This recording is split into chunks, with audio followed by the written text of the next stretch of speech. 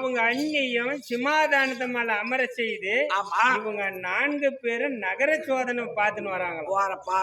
ஆனா 36 வருஷம் இந்த துவாபுரி முடிந்ததே தெரியல. ஆமா, கலியோகம் பிறந்தது என்ன? அந்த துவாபுரில நீதி நேர்மையான நாடு இருக்குதுன்னு தான் தர்மரு நாட்டு ஆண்டு கொண்டு இருக்கு. ஆனா பொய் உலகம் சூதுவாது எத்தனையோ பொய் சூதாக பிறந்திருக்குது இந்த கலியோகம். யாருக்கு பொய் சூதுலயே பாரு, அந்த சின்னவன் கிளம்பாராமா. ஆமா, குறுங்கி உக்காந்துக்கிறான் பாரு கோட்டை நாட்டம். அவன் சாயத்திரத்திலேயே மிகந்தும், ஆனா அவனுக்கு தெரியல. ஆமா, அப்படி இருக்கும் போது அவங்க கொற்றத்தை எல்லாம் அடக்கணும். கண்டிப்பா அடக்கலாமா? சக்தி போடுறது பாட்டி பேர் சின்னம்மா. சுபேஜயம் மாதர் கோல மங்கையா விளங்கும். சக்தி போடுறது பாட்டி பேர் சின்னம்மா. மாதர் கோல மங்கை விளங்கக்கூடியது சக்தி அம்மா. சக்தி போடுறது சின்னம்மா மேல. சக்தின்னு ஆண்மகனா? ஆமா. சரி, இந்த என்னப்பா ஊர் இது? கோணமெட்டி நகரத்தில் வாழ்ந்து வரக்கூடிய சக்தி ஐயா அவர்கள் கொடுக்கூடிய காஞ்சான யாருடைய பேர் வழி என்றால் சின்னம்மா பாட்டியாக விளங்கும் சின்னம்மா மீது கொடுக்க சின்னம்மலை சொத்து செம்மதின் மாண்டு வைகாத பதிவு சென்று இருக்கக்கூடிய சின்னம்மா மீது கொடுக்க சின்னமலோ சக்தி ஐயா அவர்களுக்கு குடும்பத்தின் தொழில்வில்லி மக்கள் மனை பேரம் பேத்தி அனைவர்களுக்கும் எந்த விதமான ஒரு நோவு நொடியும் வராமல் காத்து ரசிக்க முடியாத. நீ யாருன்னு தான் நானா? எங்க அண்ணன் பேர் யார் தெரியுமா? எங்க அண்ணன் யார் தெரியுமா? பேரு என்னுடைய பேர் தான் மதம் கொண்ட பீமச்சேனன்.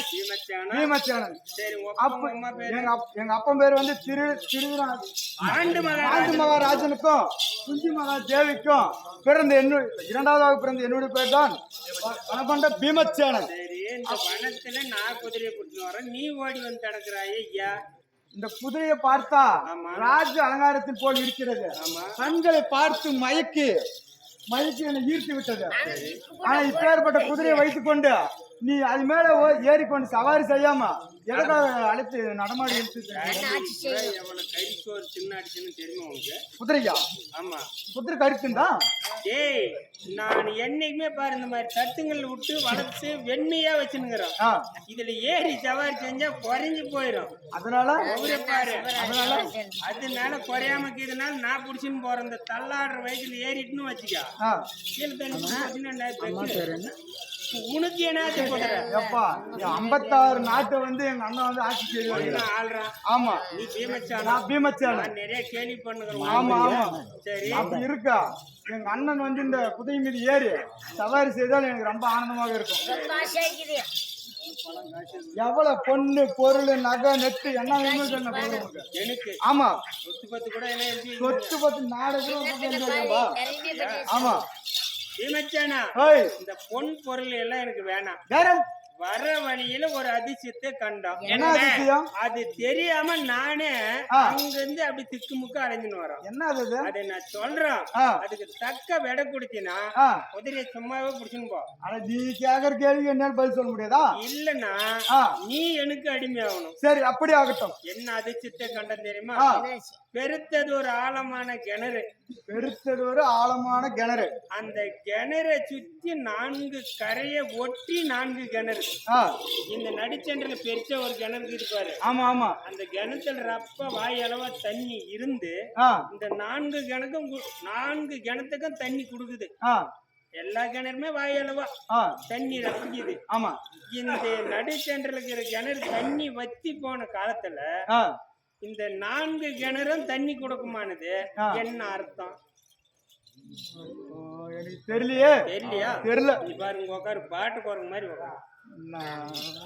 கலிங்கபுரத்து நான்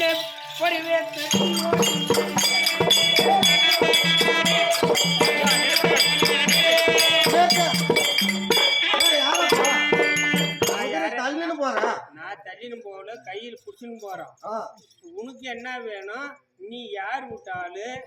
நான் அர்ஜுன மகாராஜ். நீ யார் விட்டு பையன்? பாண்டு மகாராஜ். ஒப்பம் பேரு பாண்டு மகாராஜா.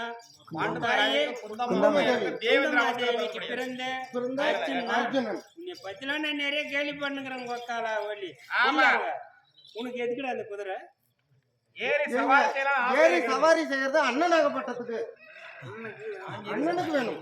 ஒன்னும் நாட்டு ஆள்றாரு ஆமா இந்த குதிரையை கொண்டு போய் உங்க ஒன்னங்கிட்ட கொடுத்தீங்க